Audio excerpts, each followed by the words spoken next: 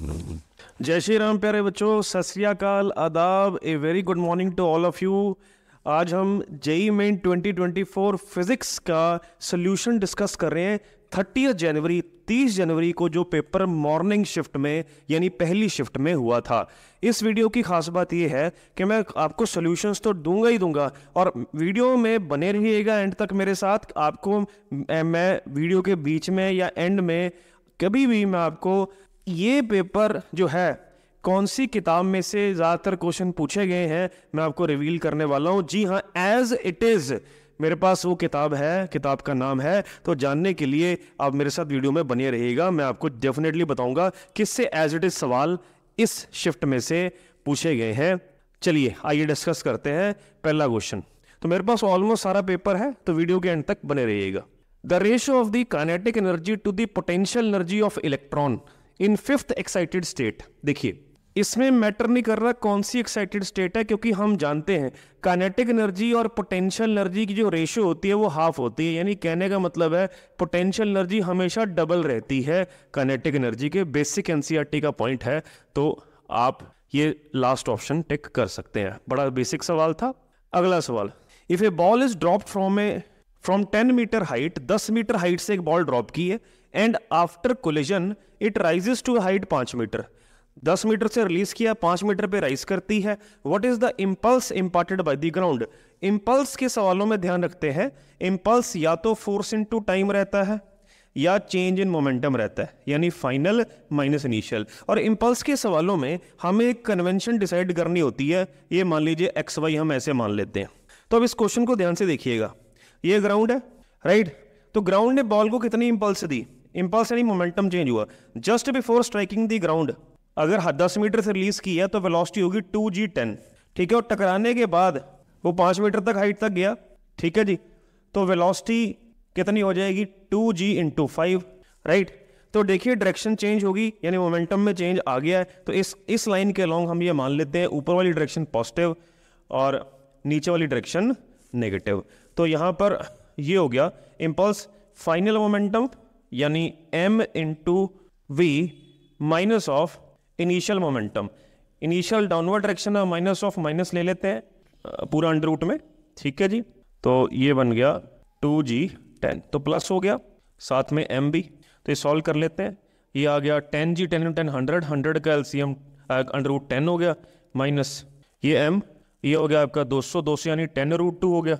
तो यहाँ से प्लस हो गया, ये माइनस माइनस, तो m × 10 कॉमन आ गया, अंदर बच गया 1 + √2। तो मास है 100 ग्राम, तो 100/1000 × 10, ये 1 ही आ गया। Answer should be 1 + √2, 1 + √2। This is the impulse imparted by the ground. आइए आगे बढ़ते हैं।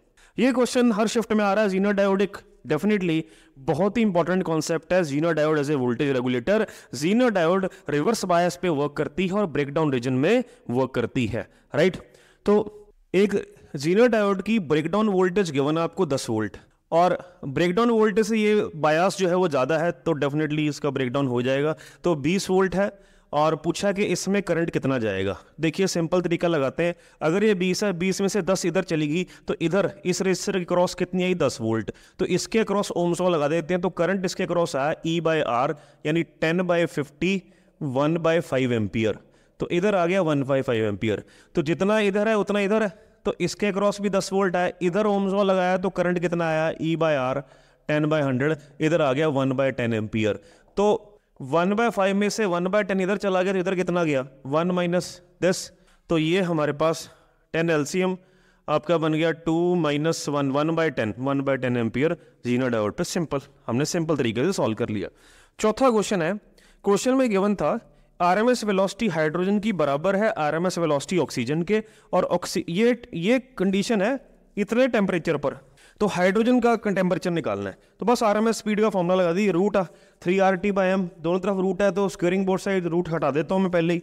तो 3R टेम्परेचर ऑफ हाइड्रोजन और molecular mass of hydrogen that is 2, right. 3R temperature, ये आपको पता है कि 47 में 273 ऐड करके केल्विन में डालना पड़ेगा। 320 मेरे हिसाब से आया, बाद में चेक कर लेंगे। 32 इसका मास हो गया, ये इससे कट गया, 20 केल्विन आंसर आया, 20 केल्विन दिस। आइए आगे बढ़ते हैं। आइए बच्चों अगले 5-6 सवाल देखते हैं। इसमें ये बेसिक क्वेश्चन था, डायपोल का पोटेंशियल किसके इनवर्सली प्रोपोर्शनल है वो पूछा गया था। ऑप्शन एक थी V inversely proportional to R square, वो करेक्ट थी, क्योंकि एनसीईआरटी में भी हम डिराइव करते हैं डायपोल का पोटेंशियल होता है KP cos theta by R square. तो ये हो गया हमारे पास। 6th क्वेश्चन में था, एक वायर है जिसकी लेंथ L है, Young's modulus Y, area of cross section है। फिर अगर उसी वायर का लेंथ डबल कर दे, एरिया आधा कर दे, यंग्स मॉडुलस कितना होगा। अब वायर वही है, यंग्स मॉडुलस तो केवल मटेरियल पर डिपेंड करता है, वायर तो हमने चेंज ही नहीं की। अगर कॉपर है तो वो भी कॉपर ही रही, तो जब मटेरियल बदलता तो वाई चेंज होगा। LA चेंज करने पे वाई पे कोई फर्क नहीं पड़ता, it is just a constant, it depends on the material, तो ये वही रहेगा वाई। तो सिंपल।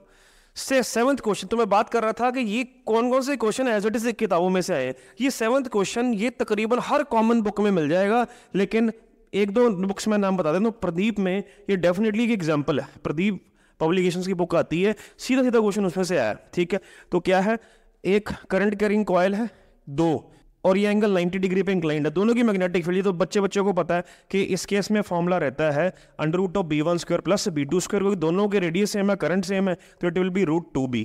√2B तो किसी radius μ0 NI number of turns given नहीं बाय 2R, N1 ले लो, तो √2 μ0 I बाय 2R। ठीक है, तो आप एक काम कीजिए, इसमें रैशनलाइज कर लें, √2 से मल्टीप्लाई √2 से डिवाइड कर लेते हैं, जिससे ये खत्म हो जाएगा 2, तो ये बच जाएगा μ0 NI by √2R, μ0 I by √2R, D option बन जाएगी। Number of turns 1। तो ये मैं बता रहा था प्रदीप पब्लिकेशन की बुक में एज इट इज सवाल है। 8वां सवाल, work function of metal is 3 eV, find lambda maximum निकालनी है for which photo electric effect takes place. Simple, work function का फॉर्मूला h न्यू नॉट यानी HC बाय लैम्डा नॉट, तो बस H और C की वैल्यू आप डाल दीजिए, लैम्डा नॉट की वैल्यू आपको गिवन है, वर्क फंक्शन गिवन है, यू कैन इजीली कैलकुलेट। तो फाई नॉट आप 3 इंटू 1.6 इंटू ये जॉल में कन्वर्ट कर लो, ये जॉल सेकंड में H और C 3 इंटू 10 की पावर 8 लैम्डा नॉट निकालना है। ठीक है, तो यू विल गेट 0.41 इंटू 10 की power -6 metre, that will be 0.41 micrometre. 9वें क्वेश्चन में क्या था, surface tension, coefficient of viscosity, angular momentum, rotational kinetic energy की डायमेंशंस पूछी थी, बस मैच दी कॉलम में बताना था। तो फॉर्मूले लिख देता हूँ, फोर्स बाय लेंथ ये हो गया, कोएफिशिएंट ऑफ विस्कोसिटी की ml-1 t-1 होती है, एंगुलर मोमेंटम के लिए mvr लगा लो, रोटेशनल काइनेटिक एनर्जी के लिए हाफ है, तो उनकी डायमेंशंस निकाल दो बस। 10वां क्वेश्चन, एक ये क्वेश्चन था जो बता रहा था मैं, as it is that magical book is HC Verma. जी हाँ प्यारे बच्चों, आपने सही सुना, HC वर्मा वॉल्यूम 1 में आप रोटेशनल मैकेनिक्स का चैप्टर निकालिए, चाहे अभी निकाल लीजिए, मैं गारंटी दे सकता हूँ, निराश नहीं करूंगा आपको। ये as it is rotational mechanics वाले चैप्टर में HC वर्मा वॉल्यूम 1 में ये गिवन है, एग्जाम्पल है ये एंगुलर मोमेंटम की, शायद सेम ही होगी, हो सकता है एंगल थोड़ा अलग हो, as it is same question. तो उसमें भी ये है, find angular momentum about the point of projection, और उस क्वेश्चन में भी शायद उसी के अबाउट पूछा गया है, you can check that example. तो मैंने 2 क्वेश्चन 2 किताबें आपको बता दी, राइट। तो देखिए, angular momentum about the point of projection निकालना आपको, और क्वेश्चन में ये भी गिवन था, when the particle reaches the maximum height, तो मैक्सिमम हाइट मतलब जब यहां पहुंचा, तो मैक्सिमम हाइट पर हम जानते हैं प्रोजेक्टाइल मोशन में केवल कॉस कंपोनेंट होता है, जो पूरी जर्नी के दौरान चेंज नहीं होता। तो अगर यहाँ u cos 30 है तो यहाँ पर भी u cos 30 होगा, तो मोमेंटम हो जाएगा लीनियर mu cos 30। तो एंगुलर मोमेंटम इस पॉइंट के अबाउट निकालने के लिए इसका लीनियर मोमेंटम का लाइन ऑफ एक्शन पीछे खींचिए, यहाँ से परपेंडिकुलर ड्रॉप कर लीजिए r परपेंडिकुलर, क्योंकि एंगुलर मोमेंटम का फॉर्मूला mv r परपेंडिकुलर हम ज़्यादातर इस्तेमाल करते हैं। ठीक है, तो परपेंडिकुलर डिस्टेंस ये हो जाएगा, ये परपेंडिकुलर डिस्टेंस मैक्सिमम हाइट के बराबर ही होगा। तो चलिए कर देते हैं, m तो एज इट इज आ गया, v है यहाँ पर u cos 30, ठीक है, r परपेंडिकुलर मैक्सिमम हाइट है, let us put all the values, cos 30 is √3/2, maximum height is u square sin square 30/2g, 2 2 या 4, तो देखिए u क्यूब तो बन रहा है, तो जहां पर u क्यूब, सॉरी में u क्यूब है, ठीक है, तो ये बन गया √3/4g। चलिए sin स्क्वायर 30 भी मैं पूरा ही सॉल्व कर लेते हैं, 2 2 या 4, ये आ गया √3 mu³ sin 30 इज हाफ 1/4 बन गया, 4 नीचे आया, 4 2 8 2 16 बन गया, सो √3 mu³/16g, this is the answer. ठीक है प्यारे बच्चों, आइए 11वां क्वेश्चन देखते हैं। अगेन ये भी HC वर्मा का ही क्वेश्चन है, एग्जाम्पल है ये भी, आप HC Verma volume 1 chapter check कीजिए वर्क पावर एनर्जी का, उसमें ये एग्जाम्पल है, जो भी चैप्टर शुरू होता है उसके मतलब ये 6वीं 7वीं एग्जाम्पल होगी, थोड़ी सी बस वैल्यूज में डिफरेंस होगा, एज इट इज आई है। वैसे भी क्वेश्चन आसान है। एक बॉडी 1 मीटर हाइट पे पड़ी है, उसको रिलीज किया, जब वो 1/2 मीटर हाइट पे है उसकी वेलोसिटी निकालनी, एनर्जी कंजर्वेशन पे कर लीजिए। ये 2 पॉइंट्स चूज कर लीजिए। यहाँ पर जो एनर्जी है mgh यानी mg1, यहाँ पर हाइट अभी भी है, हाइट आधी होगी, प्लस यहाँ पे काइनेटिक भी होगी, तो सब कुछ कट कटा के ये √g बन जाएगा आपका, √g यानी √10। This is the answer. आइए आगे बढ़े। आइए बच्चों अगले 3 क्वेश्चन डिस्कस करते हैं। 12वां क्वेश्चन, जी हाँ प्यारे बच्चों, again this question is from the same magical book that I am disclosing, right. This is again from HC Verma, volume 1। आप चेक करें चैप्टर लॉज ऑफ मोशन वाला। लॉज ऑफ मोशन का ये एक्सरसाइज का क्वेश्चन है, ठीक है। तो ये थोड़ी सी वैल्यूज चेंज हो सकती हैं, हो सकता है वैल्यूज सेम ही हो सकता है एंगल भी सेम हो। तो again I am claiming this. तो देखिए आपको बता रहा हूँ, मैंने पहले भी अपने चैनल पर कोई ना कोई वीडियो में मैंने किसी शॉर्ट में मैंने बोला है, आज से मतलब 2-3 महीने पहले, कि प्लीज़ HC वर्मा एक ऐसी मैजिकल बुक है जो आपको मेन तो क्लियर करवाएगी पर एडवांस तक भी उसमें से मैंने क्वेश्चन देखे हैं एज इट इज़ आते हुए, तो उसको जरूर करें, राइट। चलिए, find the acceleration of 2 kg block. 2 kilogram block की एक्सेलरेशन निकालनी है, राइट। आप ध्यान से देख सकते हैं, इसमें एक खास तरह का कॉन्सेप्ट लगेगा, हो सकता है बच्चे यहाँ कंफ्यूज हो जाएं।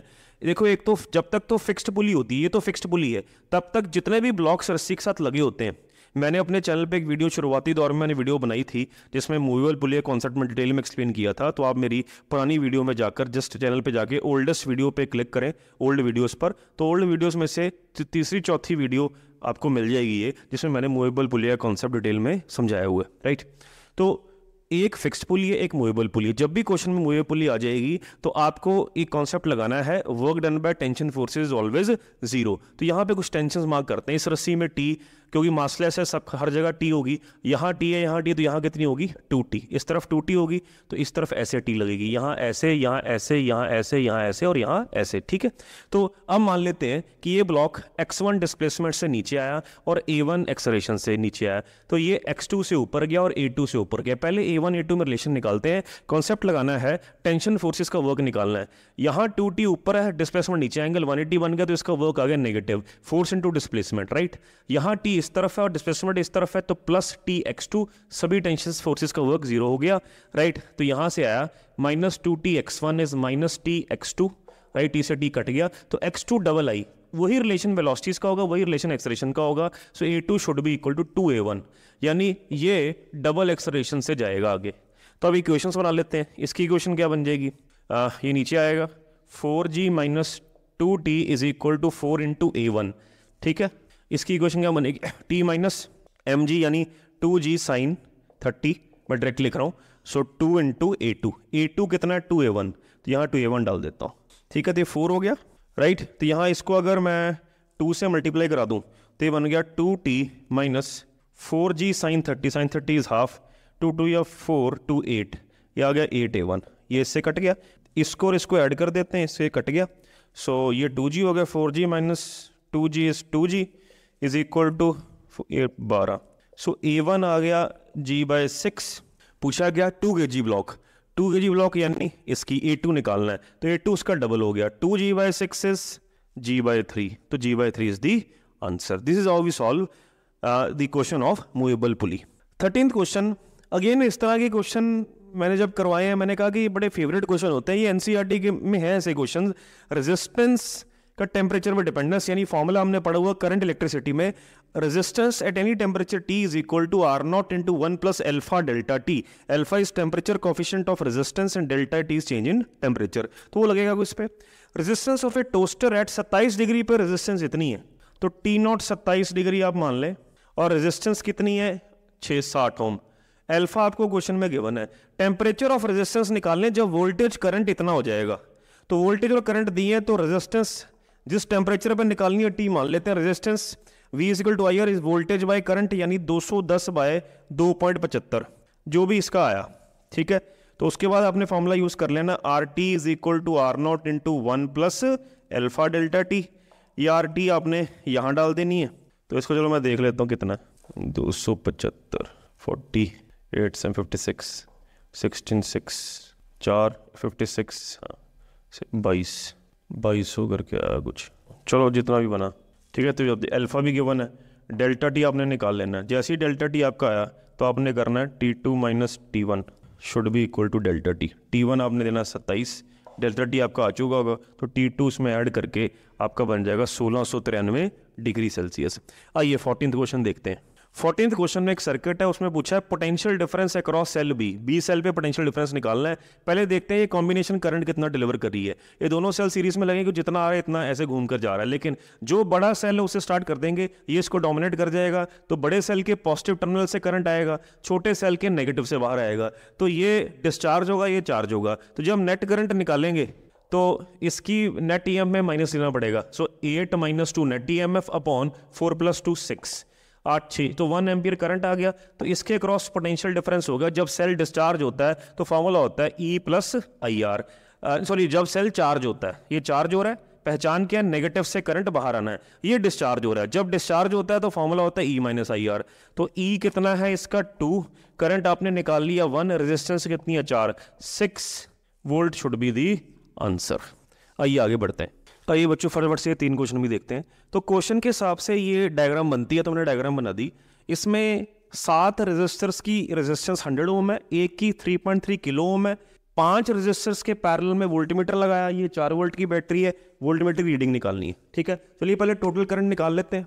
Total current should be E यानी 4/700 प्लस 3.3 इंटू 1000, क्योंकि किलो ओम है, ये उड़ा दीजिए, 3304 यानी 4/4000 यानी 1/1000 एम्पियर करंट आया। तो सब में इतना ही फ्लो करेगा, तो इसकी रीडिंग वही होगी जो इस पांचों में रीडिंग होगी। तो पांचों में करंट निकाल लिया, तो इसमें ओम्स लॉ लगाकर आई यानी 1/1000 इंटू नेट रेजिस्टेंस 500, तो कितना आ गया 1/2 वोल्ट। तो reading of the volt meter is half volt.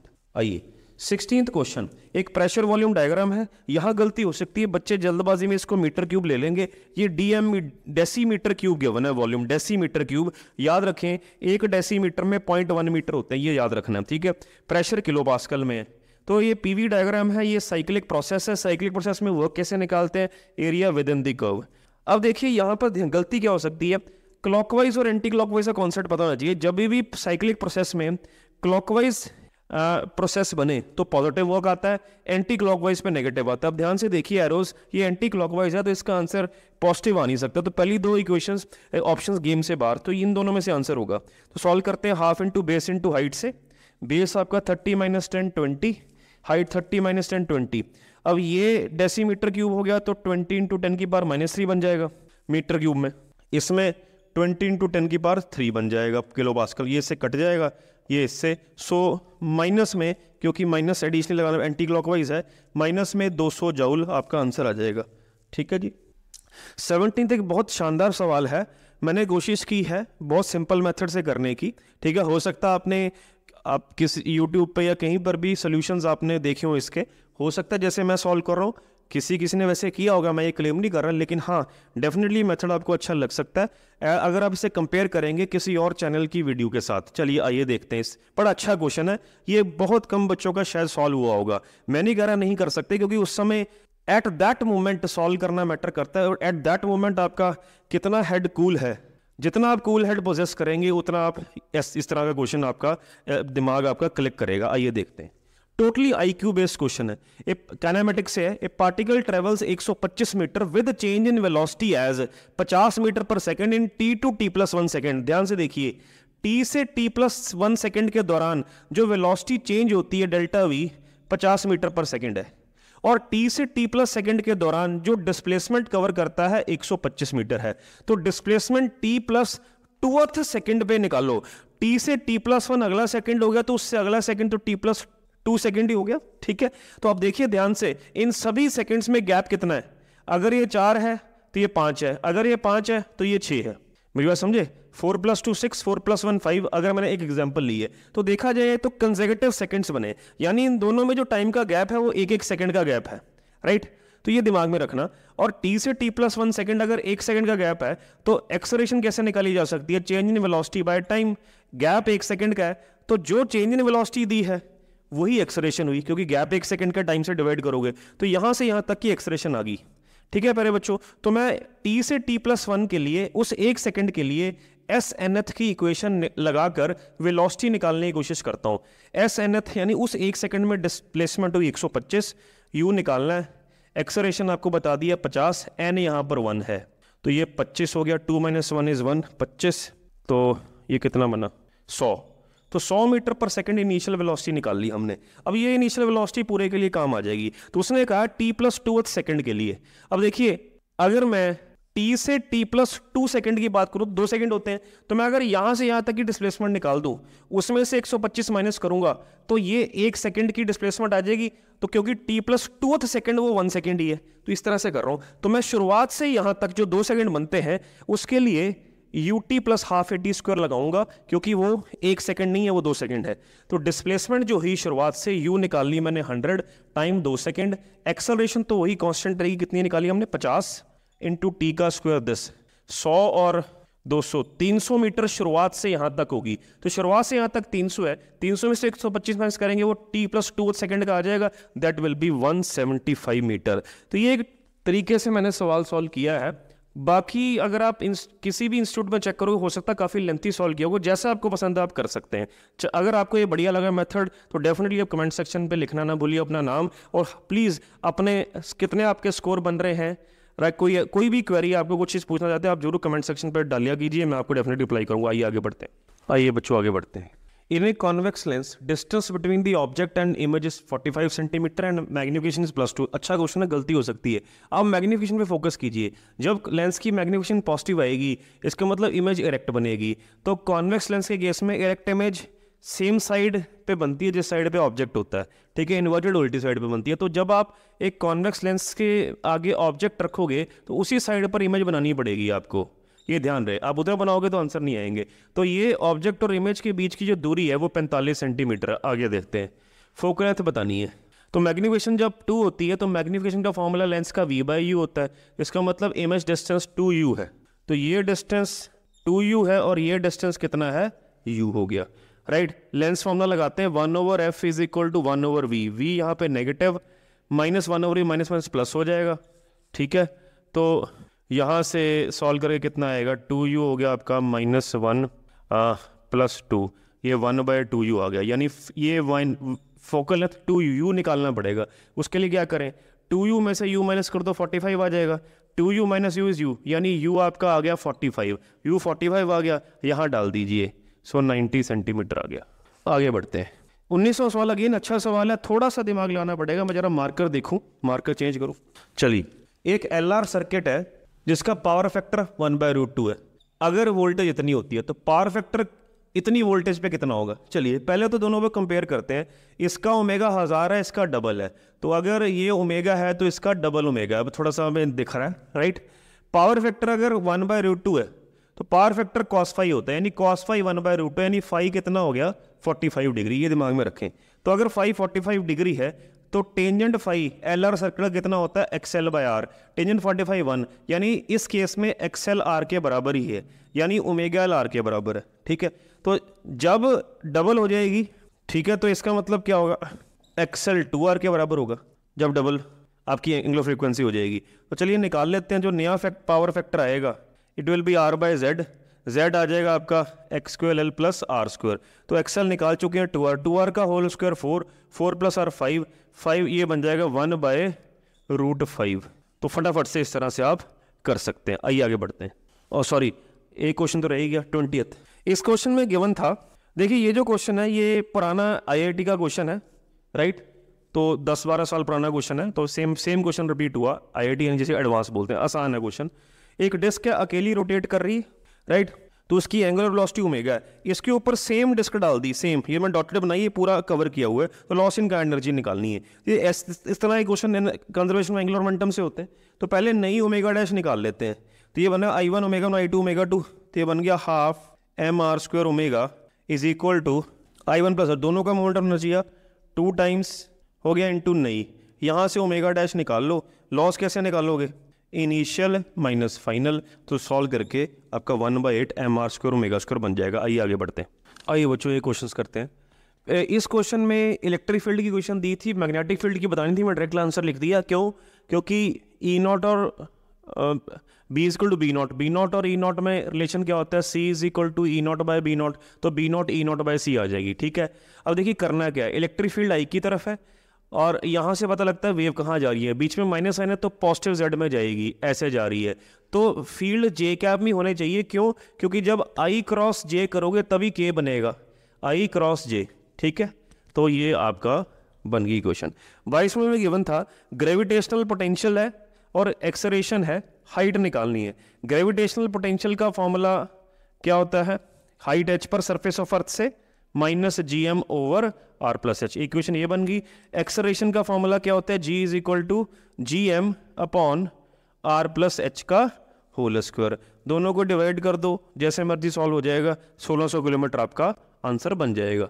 23वां question, if hydrogen electron is excited to n orbit of energy level this in an atom then maximum number of transition to lowest energy level is, चलिए देखते हैं। तो 13 minus 13.6 z square by n square should be minus 0.85, Z1 N4 है, N निकालना है sorry, तो ये बन जाएगा 13.6 बाई 10, तो सॉल्व करके you will get N4, right. तो कितनी ट्रांजिशन बनी, मैक्सिमम चौथी से तीसरी से दूसरी से पहली, यानी 1 2 3, चौथी से तीसरी 1, तीसरी से दूसरी 2, दूसरी से पहली 3, तो 3 ट्रांजिशन पॉसिबल हो सकती है मैक्सिमम। 24 में एक अच्छा क्वेश्चन है, एक क्लोज्ड ऑर्गन पाइप है जिसकी फंडामेंटल फ्रीक्वेंसी इतनी गिवन है, अगर उसमें सर्टन हाइट तक पानी भर दो तो उसकी फंडामेंटल फ्रीक्वेंसी बदल जाती है। एरिया गिवन है और वेलोसिटी ऑफ साउंड गिवन है, आपको मास ऑफ वाटर बताना है कितना भरा है ग्राम्स में, ठीक है जी। तो चलिए आप fundamental frequency close organ pipe का कितना होता है, V/4L, यानी 50 should be equal to V/4L1 first equation, फिर 110 should be equal to V/4L2, तो यहाँ से आप L1 L2 निकाल सकते हैं। तो जब आप दोनों लेंथ्स को माइनस करेंगे जो भी बड़ी हुई, ठीक है, वो आपकी सॉल्व करके कुछ 0.9 के करीब आएगी, राइट। फिर आप वॉल्यूम ऑफ वाटर लेंगे that is A into L, फिर मास ऑफ वाटर लेंगे वॉल्यूम इंटू डेंसिटी, डेंसिटी आपने 1000 ले लेनी है, तो you will get 180 gram approximately. तो ये 24 क्वेश्चन मेरे पास थे प्यारे बच्चों, और उम्मीद करता हूँ आपको ये पसंद आए होंगे। आप प्लीज़ जो भी आपके नंबर बन रहे हैं आप जरूर कमेंट सेक्शन में डालें, और जो मैंने आपको तरीके बताए हैं शॉर्टेस्ट पॉसिबल वे आपको कैसे लगे आप जरूर अपने थॉट शेयर कीजिए। मैं अगली वीडियो तक के लिए आपसे विराम लेता हूँ और अगली वीडियो में मिलता हूँ डेफिनेटली। धन्यवाद।